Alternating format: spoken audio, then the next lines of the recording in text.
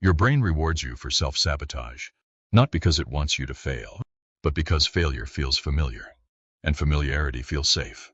Every time you avoid a risk, delay an important move, or quit right before progress, your brain releases relief chemicals.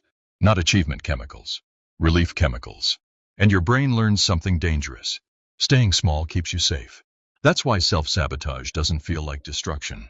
It feels like comfort. Your brain doesn't chase success. It chases comfort. There's a huge difference. Picture this. You're about to send a message that could change your life. A bold email. An honest conversation. A risky decision. Suddenly your brain floods you with doubt. Wait a little longer. Fix it more. Tomorrow is better.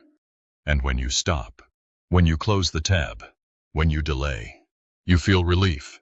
That relief is dopamine. Your brain just rewarded you for avoiding uncertainty. So next time it'll push you to avoid again. Then something darker happens. Your brain would rather be right than happy.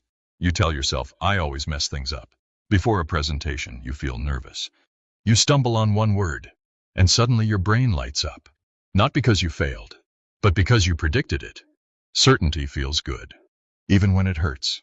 So your brain recreates failure just to confirm the story you already believe. Then there's this truth most people don't want to hear. Your brain thinks failure is safer than success. Success brings exposure, expectations, judgment. So right before a breakthrough, sabotage increases. You start eating badly, skipping work, picking fights, quitting early. Not because you can't handle success, but because failure feels like cover.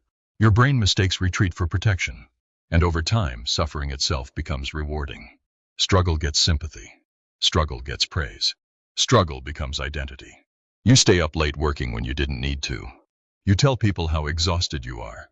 They admire your sacrifice. Your brain releases endorphins. Now pain equals value. Peace feels undeserved. Ease feels wrong. Then comes one of the most subtle traps. Your brain loves unfinished things. Almost finished feels exciting. Finished feels quiet. So you keep projects at 80%. Busy. Potential filled. Completion removes tension. And tension is stimulating. Your brain keeps you moving without ever letting you arrive. And chemically, this goes even deeper. Your body can become addicted to stress. Deadline panic. Adrenaline. Last-minute survival. You pull it off. The relief feels incredible. Your nervous system learns. Stress equals success. Calm feels unfamiliar. So you create chaos just to feel alive. This doesn't stop at work. It destroys relationships too. Your brain rehearses rejection to reduce pain. So when someone gets close, you push them away. Create distance. Start problems. When they leave, you feel relief. Not because it didn't hurt, but because your brain was right. See, everyone leaves. The reward wasn't love. It was certainty. And here's the biological core of it all. Your brain prefers familiar pain to unknown joy. Known misery feels safer than uncertain happiness. A job you hate. A life you've outgrown. An identity that limits you.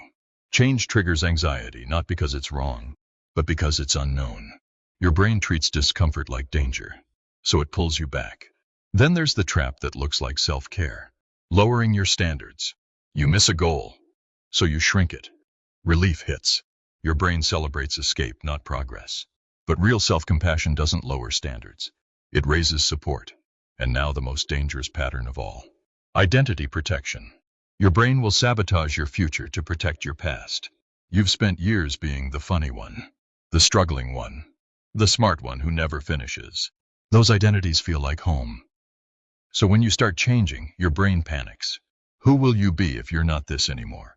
So it pulls you back, ruins progress, preserves the story. Not because you can't change, but because your brain thinks losing your identity is losing yourself. Here's the truth. Your brain isn't broken.